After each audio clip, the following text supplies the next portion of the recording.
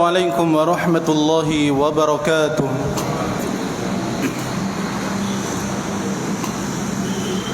Alhamdulillahi wa kafa. Wassalatu wassalamu ala nabiyyina al-mustafa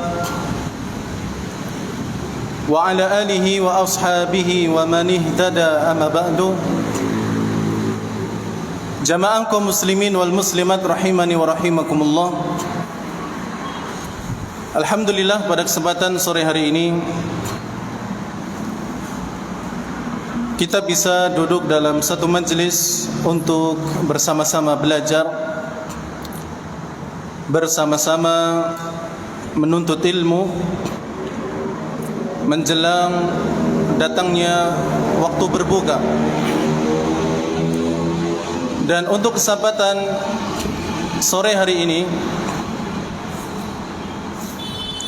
insyaallah yang akan kita bahas adalah terkait dengan membayar hutang puasa Ramadan, atau yang disebut dengan qadha. Berlaku bagi kita sebagai seorang laki-laki, ataupun juga berlaku bagi mereka yang wanita yang memenuhi syarat-syarat mereka boleh tidak berpuasa, lalu kewajiban yang harus dilakukannya adalah mengqadha. Jamaah yang dirahmati oleh Allah Subhanahu wa taala, secara umum Allah Subhanahu wa taala mewajibkan puasa Ramadan baik bagi seorang laki-laki maupun perempuan, sebagaimana hal itu terkandung dalam firman-Nya, ya ayyuhalladzina amanu kutiba alaikumusiyam. Kalimat ya ayyuhalladzina amanu, wahai orang-orang yang beriman, itu mencakup laki-laki maupun perempuan. Akan tetapi jamaah yang dirahmati oleh Allah, tidak semua orang yang beriman, baik laki-laki maupun perempuan, mereka bisa seluruhnya berpuasa. Sehingga ada di antara mereka yang karena udzur yang syar'i, udzur alasan yang dibenarkan dalam Islam, mereka boleh tidak berpuasa. Akan tetapi mereka memiliki kewajiban setelah itu. Setelah udzurnya selesai, mereka punya kewajiban yang lain. Ada kewajiban itu bentuknya membayar fidyah, sebagaimana orang yang sakit menahun, tidak mungkin dia berpuasa, maka kewajibannya adalah membayar fidyah. Atau orang tua yang sudah renta, sehingga kalau seandainya berpuasa itu memberatkan dirinya, maka kewajiban di luar itu adalah membayar fidyah. Demikian pula menurut pendapat dari dua pendapat yang ada, yakni wanita hamil dan menyusui, apabila mereka terasa berat untuk berpuasa, kemudian juga nanti mengqadhanya juga merasa berat, maka keduanya memiliki kewajiban untuk membayar fidyah. Namun di sana ada juga orang-orang yang mereka diberi kewajiban oleh Allah untuk mengqadha, mengganti di hari yang lain. Di antaranya adalah orang yang sakit, bukan sakit yang menahun, tapi sakit yang parah misalnya, wal'iyadzubillah, sehingga kalau dia berpuasa berat bagi dirinya. Namun ada kemungkinan dan harapan yang besar untuk bisa sembuh. Maka ketika dia sudah sembuh, maka dia diwajibkan untuk mengqadha, mengganti di hari yang lain selain di bulan Ramadan, sesuai dengan jumlah puasa yang ditinggalkan. Kemudian yang kedua adalah orang yang musafir, melakukan perjalanan jauh, apabila kalau dia berpuasa memberatkannya. Jadi kalau safarnya ini memberatkan karena mungkin saking jauhnya dan itu melelahkan, belum lagi macet misalnya dan sebagainya, kalau itu memberatkan boleh dia untuk tidak berpuasa. Tapi kalau tidak memberatkan, lebih baik berpuasa. Ya. Maka bagi mereka yang musafir, yang safar, kemudian berat untuk melakukan puasa, maka kewajiban mereka setelah tidak safar atau nanti setelah bulan Ramadan selesai, mereka mengqadha'nya. Demikian pula golongan yang ketiga yang harus mengqadha' adalah wanita yang haid dan juga wanita yang nifas. Mereka diminta untuk mengqadha' di hari selain dari bulan Ramadan. Kemudian jamaah yang dirahmati oleh Allah,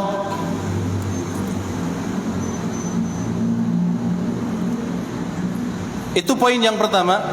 Jadi ada orang-orang yang mereka diwajibkan untuk qadha di selain dari bulan Ramadan apabila di Ramadan mereka tidak berpuasa. Orang yang sakit dan berat baginya untuk berpuasa tapi ada harapan untuk sembuh. Yang kedua musafir, yang ketiga wanita haid dan nifas. Poin yang kedua yang akan kita bahas, mengqadha Ramadan waktunya sangat luas sehingga hukumnya boleh ditunda, bahkan boleh sampai bulan Sya'ban. Ya. Ini Ramadan.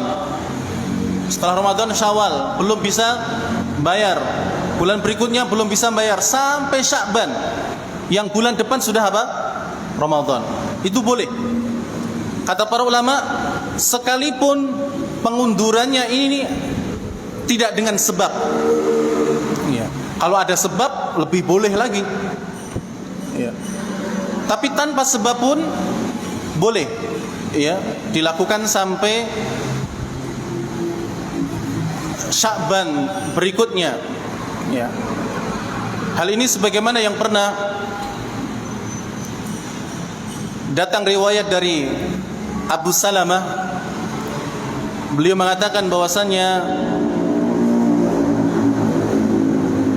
pernah mendengar Aisyah radhiyallahu taala anha mengatakan, kana yakunu alayya shaum min Ramadan. Aku dahulu pernah memiliki hutang puasa Ramadan. Fama astati'u an aqdiya illa fi Sya'ban. Dan tidaklah aku bisa mengqadha hutang saya di Ramadan itu kecuali di bulan Sya'ban. Iya, kecuali di bulan Sya'ban. Ini menunjukkan bahwa ya qadha Ramadan itu boleh ditunda sekalipun sampai bulan Sya'ban yang berikutnya. Namun jamaah yang dirahmati oleh Allah,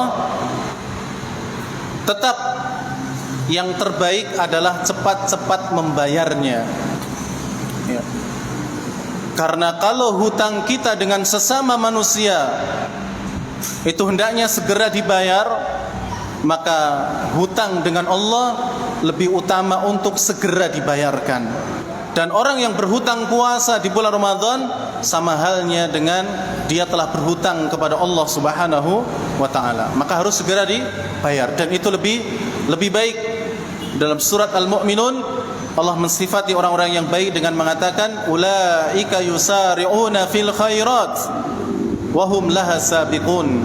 Mereka adalah orang-orang yang bersegera dalam kebaikan dan mereka adalah orang-orang yang segera memperolehnya, ya, segera ingin mendapatkannya. Itu. Jadi kalau ada kesempatan berbuat baik, segera dilakukan. Demikian pula qadha. Tapi kalau memang harus diundur, baik tidak ada alasan yang syar'i, apalagi ada alasan yang syar'i, tidak ada masalah menurut para ulama. Ya, intinya waktu membayar hutang itu luas. Tapi sekali lagi, jika itu dibayar lebih cepat, maka tentu lebih baik. Kemudian jamaah yang dirahmati oleh Allah Subhanahu wa taala, poin yang ketiga,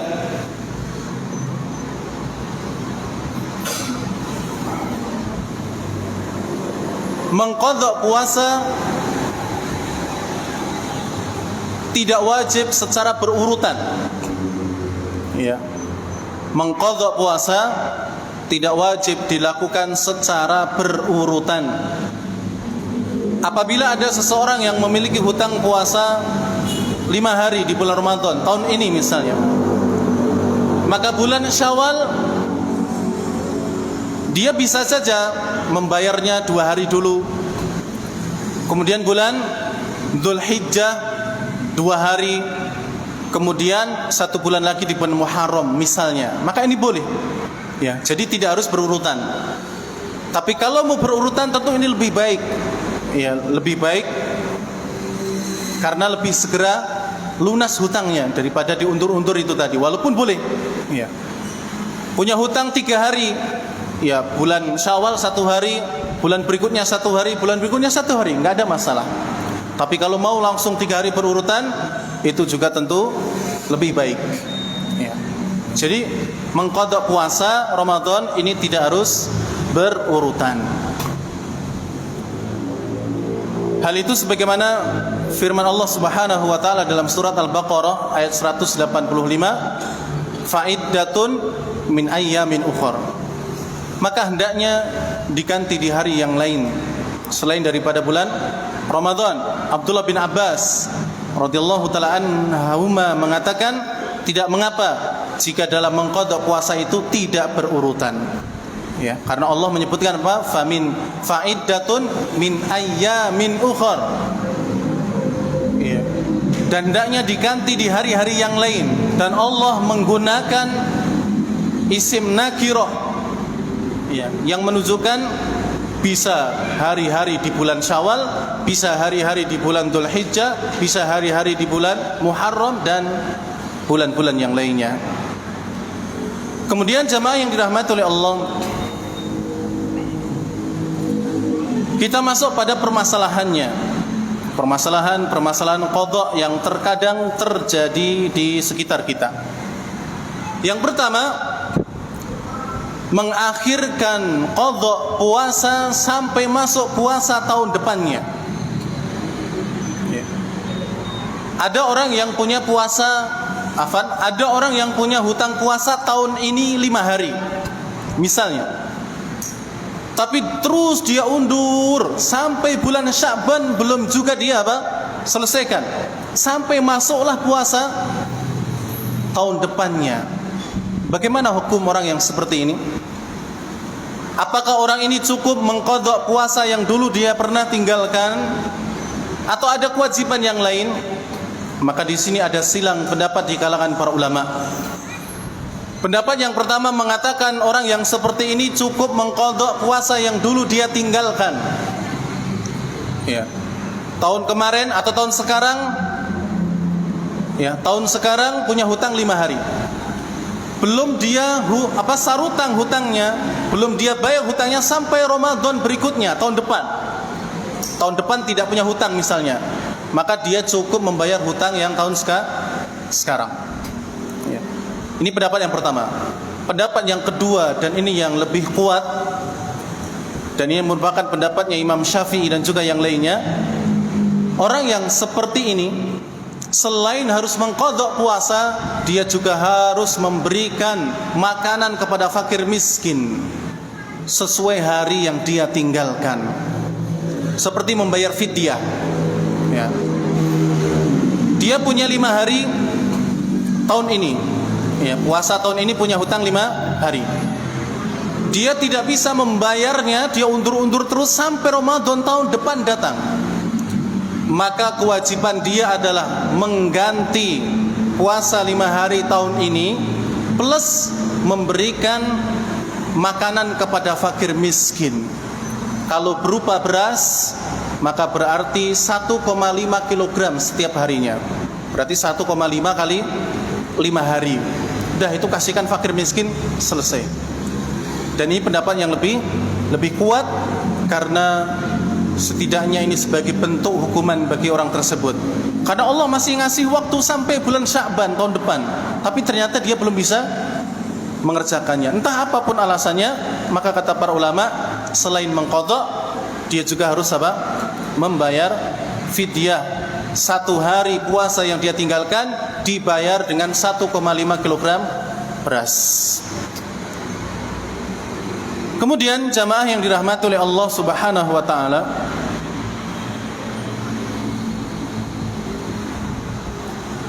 kasus yang kedua adalah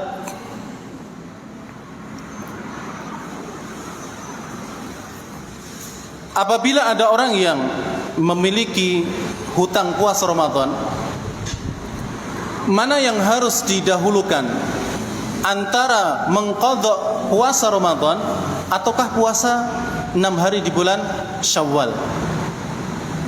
Jadi salah satu di antara puasa sunnah yang juga kita harus perhatikan adalah setelah Ramadan ini nanti di bulan Syawal sejak tanggal 2. Adapun tanggal 1 Syawal tidak boleh, ya, karena 1 Syawal adalah hari raya. Hari raya tidak boleh berpuasa. Tanggal 2 atau lebih baik lagi agak mundur sedikit, karena tanggal 2 terkadang juga masih ya suasana-suasana untuk makan dan minum, karena memang ya puasa sudah tidak ada lagi. Ya, intinya di 6 hari. Silahkan ambil kapanpun selain tanggal 1 Syawal. Kata Nabi SAW, man shoma Ramadan thumma atba'ahu sittan min Syawal kana kasyamid dahr. Barang siapa yang berpuasa pada bulan Ramadan, kemudian dia ikuti dengan puasa 6 hari di bulan Syawal, maka dia seperti orang yang puasa 1 tahun penuh. Ya, karena 30 hari dikalikan 10 berapa, Pak? 300. 60 dikalikan 10, 6 dikalikan 10 60. Berarti 360 hari, sama dengan seberapa? 1 tahun. Ya. Ini juga harus diperhatikan. Setelah nanti kita puasa juga memikirkan ini. Walaupun memang hukumnya sunnah, akan tetapi hendaknya kalau bisa dikerjakan. Nah, kalau ada orang yang punya hutang puasa, mana yang harus didahulukan? Qadha dulu, apakah Syawalnya, atau bahkan boleh digabung? Ya. Jadi dia puasa qadha sekaligus puasa Syawal. Nah, dalam masalah ini jamaah yang dirahmati oleh Allah, kata para ulama, orang yang punya hutang puasa harus membayar puasanya dulu baru puasa sunnah Syawal. Ya. Dan yang kedua, tidak boleh digabung antara puasa qadha dengan puasa 6 hari di bulan Syawal. Tidak boleh digabung niatnya. Ya. Orang yang punya hutang puasa harus membayarnya dulu sebelum dia puasa 6 hari di bulan Syawal. Sehingga tidak boleh kalau dia punya hutang puasa kok kemudian puasa Syawal dulu. Kenapa demikian? Karena jamaah yang dirahmati oleh Allah Subhanahu wa taala, kata para ulama, orang itu dikatakan boleh berpuasa 6 hari di bulan Syawal kalau puasa Ramadannya sudah penuh dia lakukan. Kalau ada punya hutang, berarti bayar dulu baru kemudian puasa Syawal. Kecuali kecuali sangat mepet sekali di bulan Syawal ini, atau bulan Syawal besok, mau nggak mau ini harus menghabiskan puasa sunnah dulu. Karena kalau puasa qadha-nya dulu dia lakukan, dia nggak akan mendapatkan keutamaan puasa sunnah. Maka dalam kondisi ini boleh dia mendahulukan puasa sunnahnya dulu, baru qadha-nya nanti bisa dilakukan setelah itu, bulan-bulan yang lainnya. Tapi kalau masih awal-awal, masih luas, maka mending qadha dulu baru kemudian yang sunnah. Karena di antara alasannya adalah puasa Ramadan, qadha Ramadan hukumnya wajib, sedangkan puasa sunnah hukumnya, puasa 6 hari di bulan Syawal hukumnya sunnah. Maka hendaknya seseorang mendahulukan yang wajib daripada yang sunnah. Kemudian jamaah yang dirahmati oleh Allah, kenapa tidak boleh digabung niatnya? Karena puasa Ramadan itu berdiri sendiri, kemudian puasa 6 hari di bulan Syawal juga berdiri sendiri, sehingga keduanya tidak boleh digabung. Seperti halnya tidak boleh kita ini sholat subuh sekaligus digabung dengan sholat sunnah fajar, atau kebalikannya, atau kita sholat zuhur digabung dengan sholat ba'diyah zuhur. Tidak boleh, karena keduanya berdiri sendiri. Ya. Sehingga kalau ada puasa itu berdiri sendiri, maka tidak boleh digabungkan niatnya. Tapi kalau tidak berdiri sendiri, boleh digabung. Misal, seseorang melakukan puasa qadha Ramadan. Hal itu bertepatan dengan puasa di tengah bulan. Iya, yang dilakukan selama tiga hari. Maka ini boleh digabung. Atau bertepatan dengan hari Senin dan Kamis. Maka puasa qadha itu boleh digabung dengan puasa Senin dan Kamis, dan pahalanya menjadi double. Iya, pahalanya menjadi apa? Double. Dan ini boleh. Kenapa? Karena puasa Senin Kamis, kata Nabi SAW, intinya puasa di hari itu, entah puasa hukumnya sunnah ataupun wajib, itu sudah terhitung seperti puasa Senin dan Kamis. Jadi kalau seseorang itu puasa qadha di hari Senin, itu berarti dia juga termasuk puasa hari Senin. Qadha berikutnya di hari Kamis, berarti dia juga termasuk puasa apa? Hari Kamis. Karena keduanya berbeda berdirinya.